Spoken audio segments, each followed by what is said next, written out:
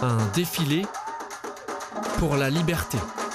Le 20 décembre 1848, l'abolition de l'esclavage est proclamée à La Réunion. 175 ans plus tard, c'est tout un peuple, à l'unisson, qui célèbre cette victoire. Pour nous, ça représente notre culture, nos racines. Parce que même si là, physiquement, ça se voit pas forcément, mais j'ai une grand-mère qui a des racines complètement CAF. Je suis métissée. Une mémoire collective indispensable. C'est mieux si en plus on rend hommage aussi à toutes celles et à tous ceux qui ont combattu l'esclavage.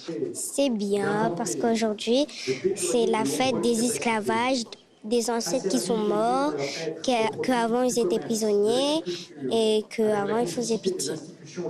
Se rappeler l'histoire et la vivre aussi. Dans le bas de la rivière, les stands traditionnels se succèdent. Nos ancêtres se sont toujours soignés avec les tisanes avant la médecine moderne. Donc c'est une manière de remettre en avant, on va dire, tout ce savoir-faire ancestral. Sur scène, ceux qui ont façonné la Réunion sont acclamés, des esclaves capables, régulièrement mis de côté. On les oublie trop souvent et on les enferme dans un état lié à leur statut d'esclave ou d'esclavisé. C'était bien plus que ça.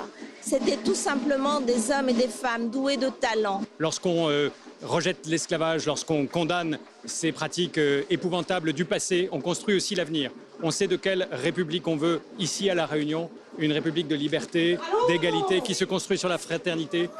Le 20 décembre 1848, 63 000 esclaves seront libérés à La Réunion grâce au décret sur l'abolition de l'esclavage. Tant des fois la vie coule en noir dans un grand jardin fait noir.